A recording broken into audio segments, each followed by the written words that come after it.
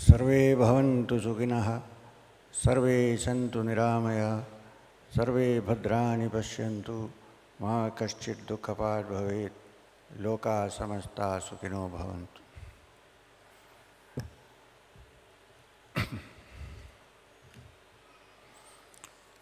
ഞാനിപ്പോൾ പറഞ്ഞത് സംസ്കൃതത്തിലാണെങ്കിലും സംസ്കൃതം ആയതുകൊണ്ട് അത് ഏതെങ്കിലും ഒരു ധർമ്മത്തിൽപ്പെട്ടതാണ്, മതത്തിൽപ്പെട്ടതാണ് എന്ന് വിചാരിക്കേണ്ട ആവശ്യമില്ല. സംസ്കൃതം വളരെ വളരെ പുരാതനമായ ഒരു ഭാഷയാണ്. അതിൽ പറഞ്ഞിരിക്കുന്നത് ഇത്രയേ ഉള്ളൂ: ലോകാ സമസ്താ സുഖിനോ ഭവന്തു എന്ന് പറഞ്ഞാൽ ലോകത്തിലെ എല്ലാ മനുഷ്യരും സുഖമായിട്ടിരിക്കട്ടെ എന്നുള്ള വാക്കുകളാണ്. അത് അറബിയിൽ പറഞ്ഞാലും സംസ്കൃതത്തിൽ പറഞ്ഞാലും ഇംഗ്ലീഷിൽ പറഞ്ഞാലും അർത്ഥം ഒന്ന് തന്നെയാണ്. ഇതാണ് ഞങ്ങളുടെ പ്രത്യാക്ഷയുടെ പദയാത്ര എന്ന് പറയുന്നതിൻ്റെ എസെൻസ്. ഇവിടെ ഇപ്പോൾ ബഹുമാനപ്പെട്ട മുഖ്യമന്ത്രി പോയി, ബഹുമാനപ്പെട്ട ഉമ്മൻചാണ്ടി അദ്ദേഹം പോയി. ഇപ്പോൾ ബഹുമാനപ്പെട്ട ശ്രീ ഒ രാജഗോപാൽ, പിന്നെ നമ്മുടെ തിരുമേനി bishop doctor Gabriel Mar Gregorios, Swami മോക്ഷവ്രതാനന്ദ,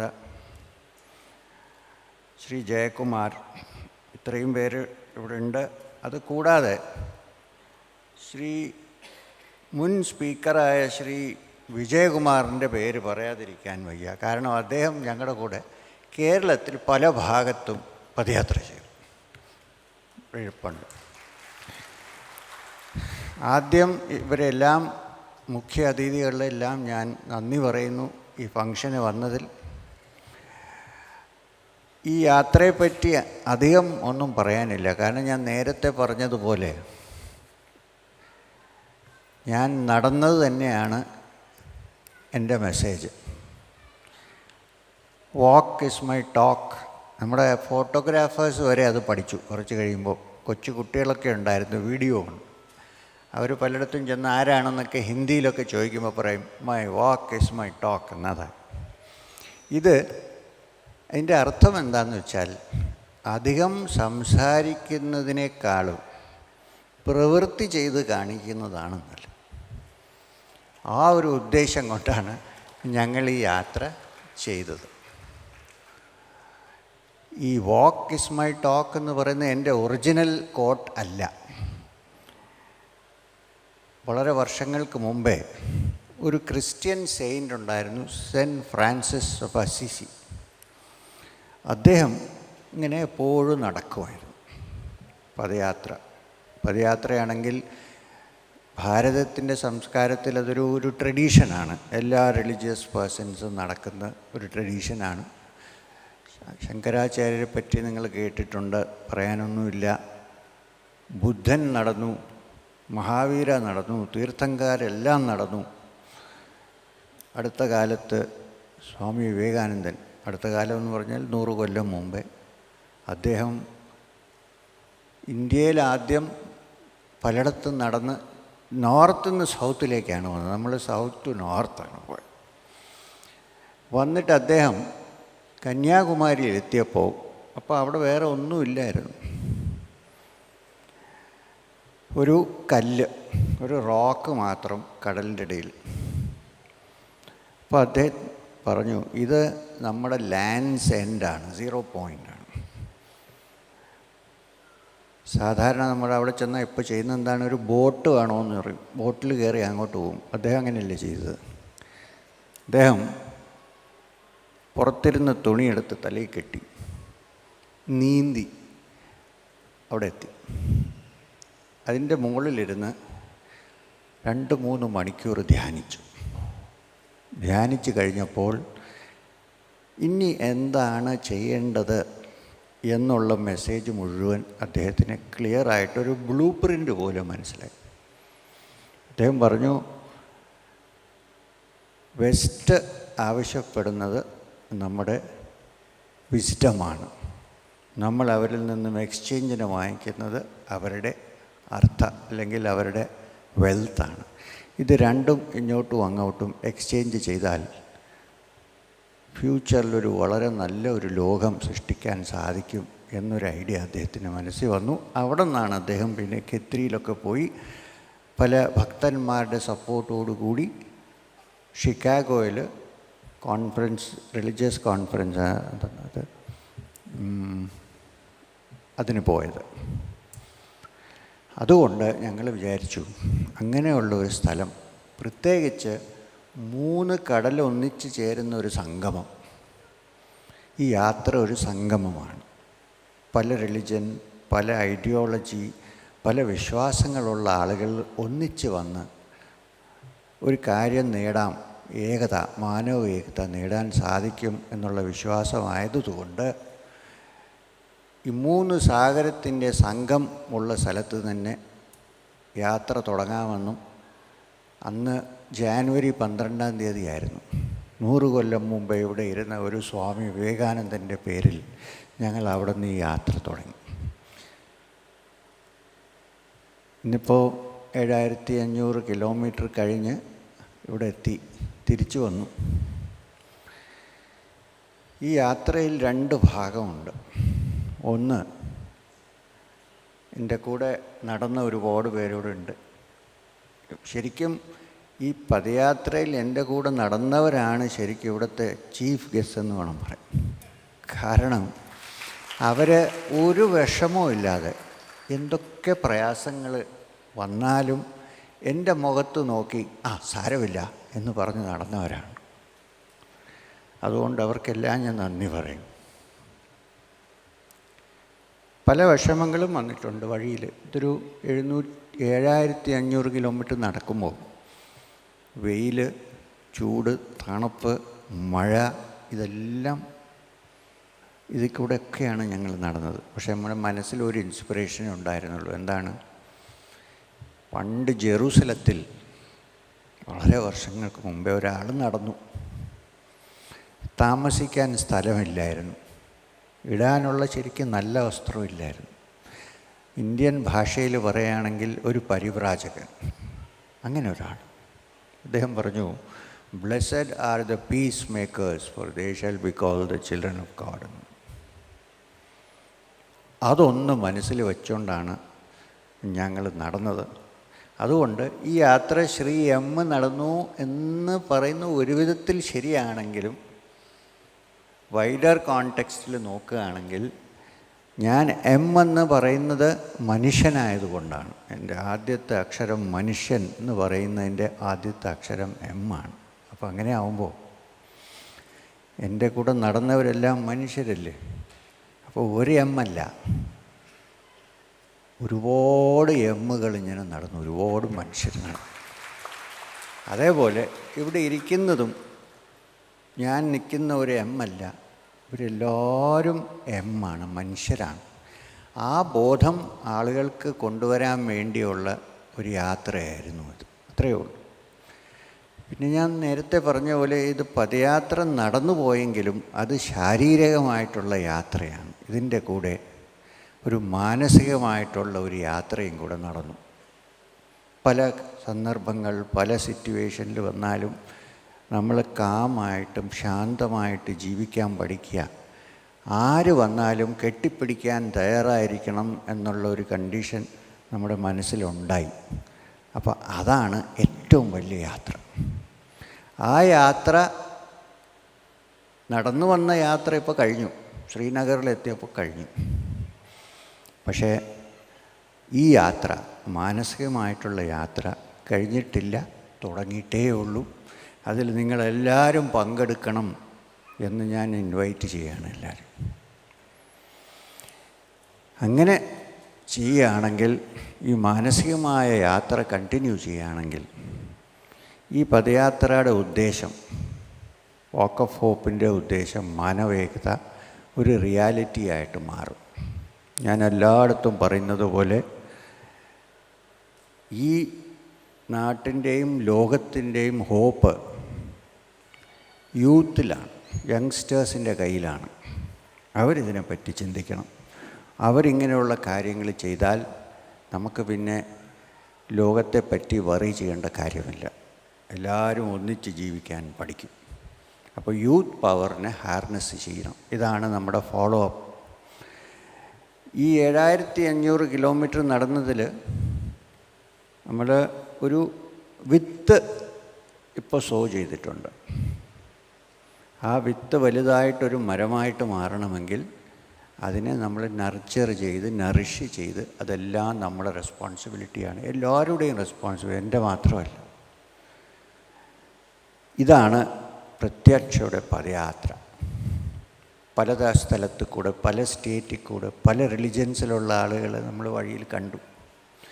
ഒരു കാര്യം ഞങ്ങൾക്കെല്ലാം മനസ്സിലായി. എൻ്റെ കൂടെ നടന്നവരോട് ചോദിക്കാം, ലോകത്താരും മോശമായ മനുഷ്യരില്ല, എല്ലാവരും നല്ലവരാണ്. ചില സന്ദർഭത്തിൽ അങ്ങനെയൊക്കെ ആക്ട് ചെയ്യും, അത്രയേ ഉള്ളൂ. അത് നമുക്ക് മനസ്സിലായി. ഹിന്ദു ആയിരിക്കാം, മുസൽമാനായിരിക്കാം, ക്രിസ്ത്യനായിരിക്കാം, ആദ്യമായിട്ട് സാധാരണ ഈ പാർസി ടെമ്പിളിൽ ബാക്കിയുള്ളവരെ എൻ്റർ ചെയ്യാൻ സമ്മതിക്കില്ല. ഞങ്ങളെ അവൾ ഇൻവൈറ്റ് ചെയ്ത് പാർസി ടെമ്പിളിനകത്ത് കൊണ്ടുപോയി. ബോംബെയിലോ ഡൽഹിയിലോ പൂനെയിലോ ആണ്. അപ്പോൾ അതിൻ്റെ അർത്ഥം എന്താണെന്ന് വെച്ചാൽ, മനുഷ്യൻ നന്നായാൽ, ശ്രീ നാരായണ ഗുരുസ്വാമി പറഞ്ഞതുപോലെ, മതം എന്താണെങ്കിലും മനുഷ്യൻ നന്നായാൽ മതി എന്നുള്ളതാണ് എല്ലാ റിലിജൻ്റെയും എസെൻസ്. അതിൽ കൂടുതലൊന്നും അവിടെ ഇല്ല. പിന്നെ ചിലർ ക്ഷേത്രത്തിൽ പോകാറില്ല, ആരാധന ഒരിടത്തും ചെയ്യാറില്ല, അങ്ങനെയുള്ളവരും ഉണ്ട് നമ്മുടെ നാട്ടിൽ. പക്ഷേ നല്ലവരാണെങ്കിൽ, ആരെയും ഉപദ്രവിക്കാതിരിക്കുകയാണെങ്കിൽ, നല്ല കാര്യങ്ങൾ ചിന്തിക്കുകയാണെങ്കിൽ, നല്ല കാര്യങ്ങൾ മനുഷ്യർക്ക് പകർത്തി കൊടുക്കാൻ തയ്യാറാണെങ്കിൽ, എൻ്റെ അഭിപ്രായത്തിൽ അവരും റിലീജിയസ് പേഴ്സൺസ് ആണ്. ഒരു ഫോർമൽ റിലിജൻ വേണമെന്നില്ല, ഇല്ല, അവരും റിലീജിയസ് പേഴ്സൺസാണ്. അപ്പോൾ ഈ എല്ലാം ഇങ്ങനെയുള്ള ഉദ്ദേശങ്ങളെല്ലാം കൊണ്ടാണ് ഞങ്ങൾ ഈ പദയാത്ര നടന്നത്.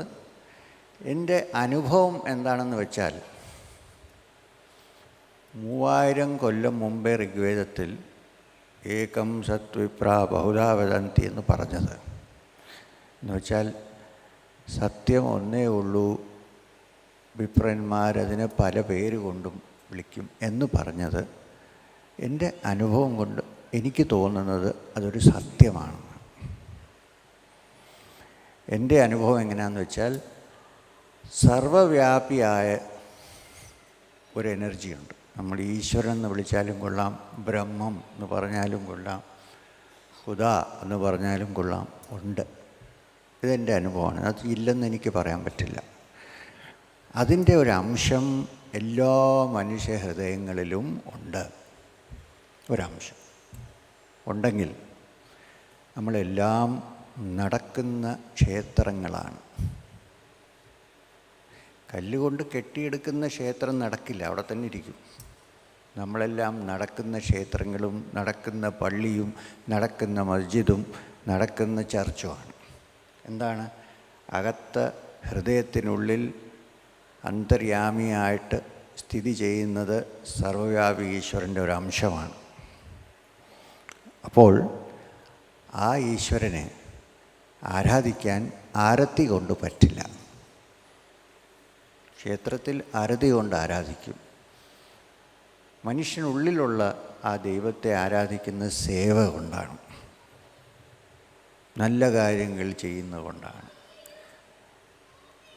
അതാണ് അത്രയും മനസ്സിലാക്കിയാൽ ഒരു മതവും തമ്മിൽ ഒരു വഴക്കുമില്ല. എല്ലാവരും മനുഷ്യനെ നന്നാവാൻ വേണ്ടിയാണ് മതങ്ങളുണ്ടാക്കിയത്. അതിന് തിരിഞ്ഞു കഴിഞ്ഞാൽ അതിൻ്റെ ഇഫക്റ്റ് നെഗറ്റീവായാൽ മാറി നിൽക്കുന്നതാണ് നല്ലത്. അപ്പോൾ ഈ കാര്യങ്ങളെല്ലാം ഞങ്ങളെല്ലാവരിടത്തും ഇങ്ങനെ സംസാരിച്ച് പകർത്തി, പലരും ഇപ്പോൾ അതിനെപ്പറ്റി അറിയും. ഒരു 1 മില്യൺ ആളുകളെ നമ്മൾ മീറ്റ് ചെയ്ത് കാണും ഈ വഴിയിൽ.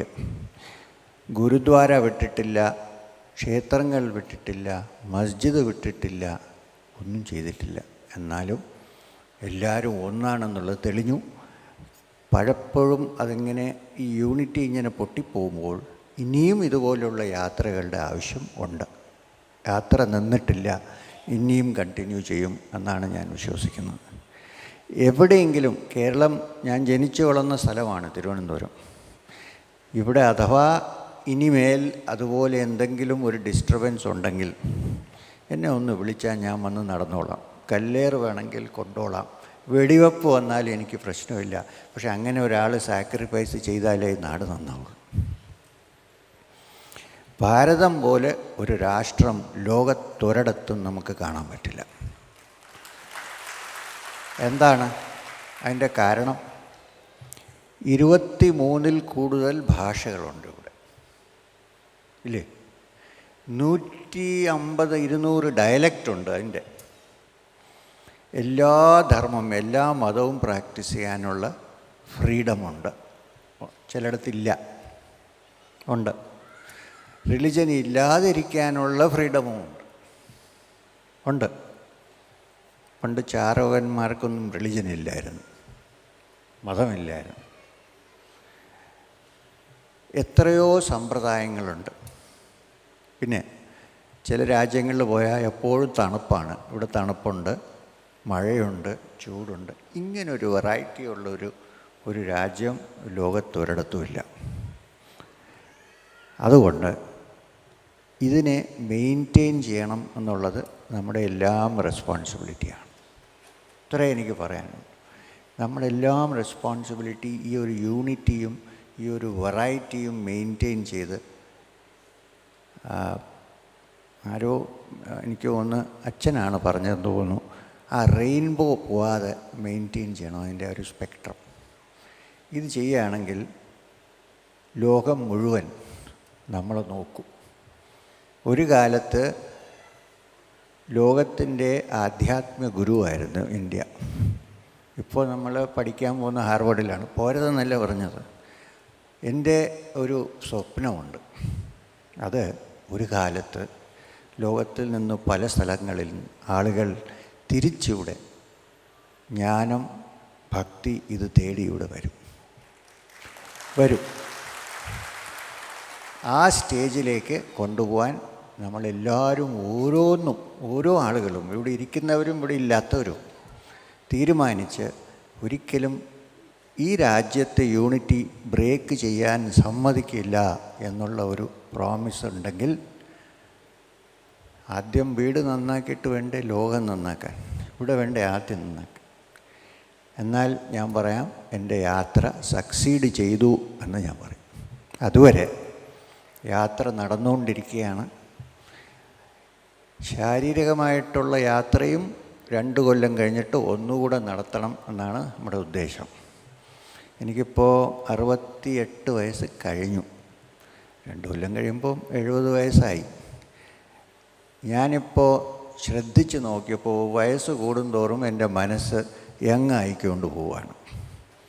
അത് ഭഗവത് കൃപയും ധ്യാനവും യോഗാഭ്യാസവും ഏറ്റവും കൂടുതൽ എനിക്ക് തോന്നുന്നു ഗുരുകൃപയും കൂടെ ഉള്ളത് കൊണ്ടാണ് അങ്ങനെ ഉണ്ടാകുന്നത്.